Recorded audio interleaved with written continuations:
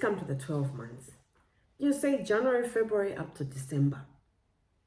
When you split it in that way, you literally tell yourself critically, in this month we are going to do this, in this month we are going to do this, in this month we are going to do this.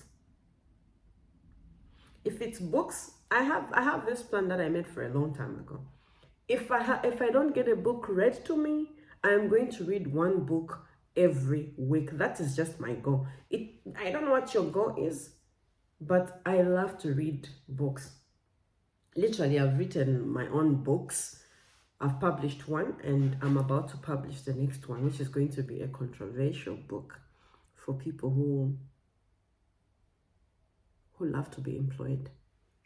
But anyway, it's something for the taking. We all have our different tastes of things, but let's go back to what we're talking about. Your monthly goal, you have to split them into spiritual, intellectual, financial, and you also have to have your, what was I talking about? The spiritual, intellectual, business, and also your intellectual goals. So when you split that, then you go down to weekly. When you do your weekly goals, I've found out after journaling for a long time, because I love to just journal in one book because I'm not good with carrying so many books. I usually do it like, I do the weekly one on a Sunday. Then I put what will be interesting for Monday, Tuesday, Wednesday, whatever. Then I open my calendar now going this way. Monday, this is what I'm supposed to do. Tuesday, this is what I'm supposed to do. Wednesday. And sometimes it's difficult to actually catch up with the journaling. But when you catch yourself not doing it, my advice is pick your journal and start doing it. Because let me let you on the secret. When you know what you're doing and it's written out there, there's a 50% or more chance of you doing it than when you just have it here and thinking, I am going to do it anyway. Oh, I'm so clever, I don't forget things. It's here. You might as well just forget about it.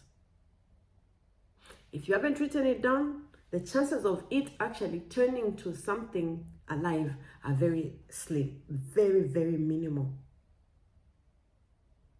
So I advise that at all costs, journal, journal, journal.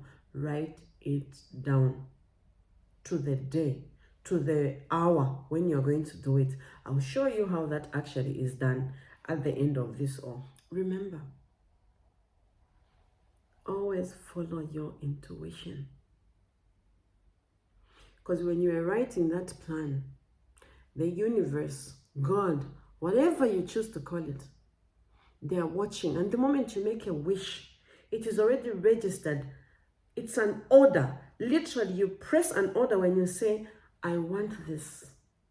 And your emotion is attached. Oh my God. It is an order you've already made. And you know what? It's going to come. So mind what you order. If you don't eat fish, don't order fish. If you like bacon, order a lot of bacon. Okay? I'm just saying, every time you ask for something and an emotion is attached to it, it's a matter of time, it's going to come. So follow your intuition. When you feel your intuition is doing this, it's because you asked maybe even 5-10 years ago for something that you forgot. But your intuition is knocking on your door of your heart. Hey, this. Hey, this. We feel it. Sometimes we sleep and we see dreams about what we've been talking about. But when we wake up, we don't write it down. We let it go. That's how we lose most of the time. That's how we lose our dreams. That's how we lose our visions. That's how we lose the things that we are actually created to be doing. That's how we lose. Because we don't follow our intuitions. So anyway, when you have now done all that planning, the next thing you have to do is to literally get started. Somebody wise once said, when you are at a decision table, make the first necessary decision and act on it right away. So the time that I had this thought about starting a cleaning company, I knew this wisdom already at that time. I literally just got a bucket, my own vacuum cleaner in the house, and I set off.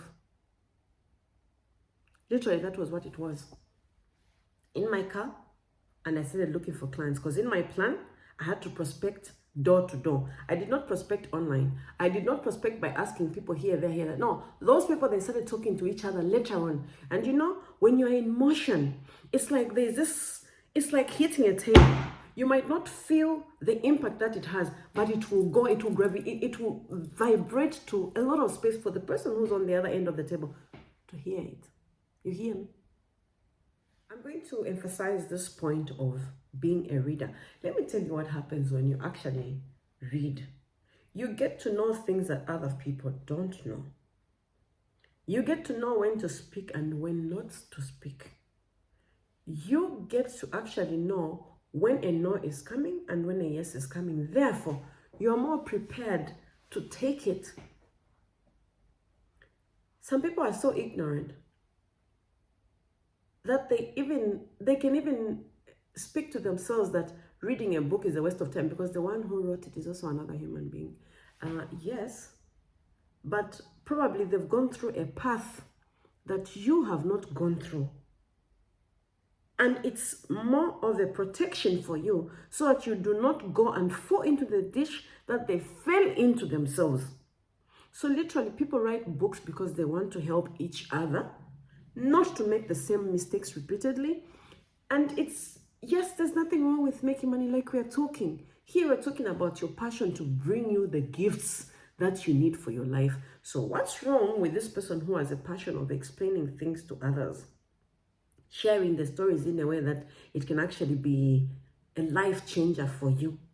What's wrong with them getting $5 over a book? What's wrong with that? Absolutely nothing. So if you ever think that other people are just out to get money and what's with reading their books because they're as human as you are, listen, your path is different. And probably the book that you're going to read next is going to transform your thinking. It's going to transform your business. It's going to transform your relationship with people around you. So books are there as encouragement, as reminders from one human being to another for us to actually live a better life. That is what reading is important for.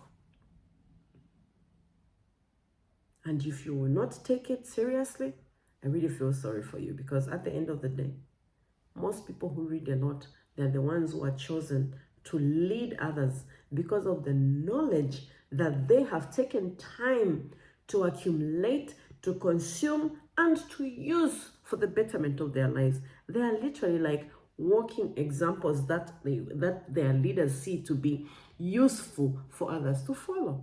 So if you want to be the guy who's always in the back of the tail, be my guest, read notebooks. But if you want to be a person who's always picked from the crowd as the one who's going to lead the pack, try reading books. There's so much power, there's so much information. And when you read, feel it, is this resonating with me or not? You always feel it from the first chapter you read in a book, if the book is yours or not. So one other thing that can prepare you to actually getting onto this journey, one important thing that everybody should do is kind of build a market research. Find out what you want to do. Where is it done? Where do you want to do it? What's there on the market? I do not like thinking of things with eyes of what are my competitors, like people call them, or people you're in the same industry are doing. I don't really like using that, because at the end of the day, what I have is unique. And therefore, I don't have competition. I only have people that I collaborate with who are doing almost the same thing as I am doing. That is my understanding here at my age where I am. So I could have people doing the same thing as I am doing in the same line as I am. I will just let you know one thing. People will follow you because they're supposed to be where you are, as in that's just it. And you cannot force people to come to you. The moment you start thinking, I have competition, one, it weakens your mind because you actually start comparing yourself to another human being, which is wrong. You are unique as you are. Two, looking at other people as competition is putting them on a pedestal. Putting them there where you are thinking, if I do anything wrong, they will get the crown. No one is getting which crown. Your crown is yours. It was created for you. As long as you follow the path that you've been directed to do, and as long as you choose, this is what I want to do. The right people that are supposed to come to your business will always come. And the wrong ones, they will always come out. And listen, whatever you do, as long as it is just uniquely yours, it will always attract an audience. Sometimes we are ahead of times. That is just a fact. But that should not stop you from doing what you're doing. Stay on, because at the right time, the market will just open and you'll be in shock and you'll be thinking all those 5 years were not a waste. And of course, they were not a waste. Stay with that passion. If that's what you feel, this is what you have to do.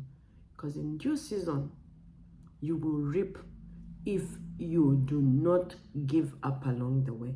If you do not start looking around for wrong things.